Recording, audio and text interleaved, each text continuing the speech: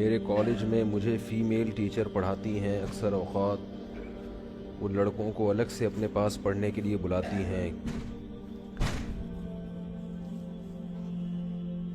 Female teacher سے کیوں الگ سے پڑھ رہے ہو بھائی؟ ایک تو ہوتا ہے نا کلاس میں ٹیچر پڑھا رہی ہے وہ تو سب بیٹھے ہوئے ہیں، اور ایک ہوتا ہے الگ سے فیمیل ٹیچر کو گھر بلا کے پڑھانا یا کسی الگ جگہ پہ۔ رسول اللہ صلی اللہ علیہ وسلم نے فرمایا کہ کسی بھی شخص کے لیے جو آخرت پر ایمان رکھتا ہو اس کے لیے حلال نہیں ہے کہ کسی عورت کے ساتھ تنہائی اختیار کرے۔ تنہائی میں کبھی بھی آپ کسی جوان عورت کے ساتھ الگ نہیں ہو سکتے، چاہے آپ کو فتنے کا ڈر ہو یا نہ ہو۔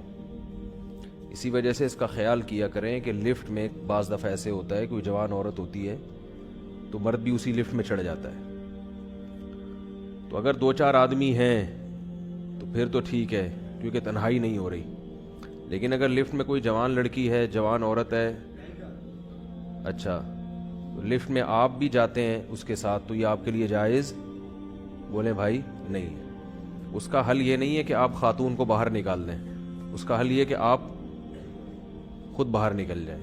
سمجھ رہے ہیں بات کو؟ تو کیونکہ آج کل لوگوں کا بہت سارے آفس بلڈنگ میں ہوتے ہیں، لفٹ کی ضرورت تو ہر ایک کو پڑتی ہے، ویسے کسی کے پاس لفٹ نہیں ہے لفٹ کرانے کے لیے، مگر آنے جانے کے لیے سیڑھیوں کا استعمال تو بالکل ہی ترک ہو گیا ہے۔ تو اس کا خیال کرنا چاہیے، کوئی جوان عورت اگر لفٹ میں ہے، اکیلی ہے، تو آپ اس کے ساتھ لفٹ میں سفر نہیں کر سکتے، چاہے وہ آپ کو لفٹ کرا ہی رہی ہو۔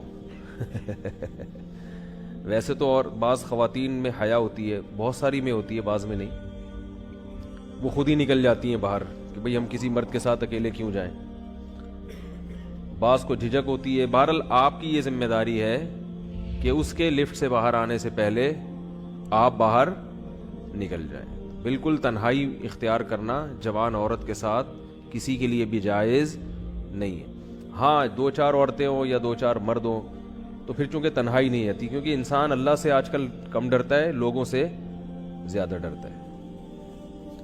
انسان سے یاد آیا، ابھی ایک صاحب آئے مغرب کی نماز کے بعد، وہ رشتوں کے لیے مجھے کہنے لگے کہ وہ کوئی بچیاں ہیں ان کے لیے وہ رشتہ بتا دیں، تو میں تو کراتا نہیں، میں نمبر دے دیتا ہوں کسی کا، تو میرے پیچھے پڑے رہے کہ نہیں آپ بتائیں، تو کیونکہ بہت قریبی دوستی ہے ان سے، بیان میں بیٹھے ہوئے ہیں ادھر، ہاں وہ بیٹھے ہوئے بھی ہیں، تو کہنے لگے نہیں وہ کوئی انسان کا بچہ ہو، ایسا رشتہ بتائیں کہ کیا ہو۔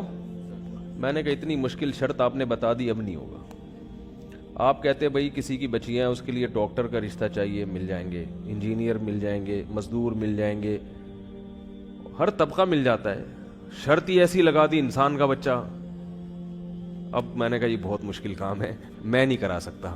ٹھیک ہے، اتنی مشکل شرط لگا دی نا، انسان کا بچہ۔ آپ کہیں کہ دنیا میں انسان کے بچے ختم ہو گئے ہیں، بھائی ختم نہیں ہو گئے، لیکن تلاش کرنا بڑا مشکل ہے، ہیں بہت الحمدللہ۔ تلاش کرنا بھی اس لیے مشکل ہے کہ جب بہت ہیں تو تلاش کرنا کیوں مشکل ہے، سوال پیدا ہوتا ہے۔ بھائی یہ ٹریس کرنا، یہ اندازہ لگانا کہ یہ انسان کا بچہ ہے بھی یا نہیں ہے، یہ بڑا مشکل کام ہے۔ یہ تو طویل عرصے جب کسی کے ساتھ آپ رہتے ہو، اس کے ساتھ سفر کرتے ہو، اس کے ساتھ مالی معاملات کرتے ہو، لین دین کے معاملات ہوں، معاشرت ہو، پھر جا کے پتہ چلتا ہے کہ یہ انسان کا بچہ ہے یا نہیں ہے۔ یہ بڑا مشکل کام ہے انسان کے بچے، تو یہ شرطیں نہ لگایا کریں کہ انسان کا بچہ چاہیے۔ ٹھیک ہے، یہ نہ ہے۔ گدھے کے بچے ہیں ماشاءاللہ، اللہ معاف، الو کے پٹھے بھی معذرت کے ساتھ بہت ہیں، تو اس قسم کی چیزیں آپ کو ان کے لیے تحقیق کی ضرورت نہیں ہوتی۔ استغفر اللہ۔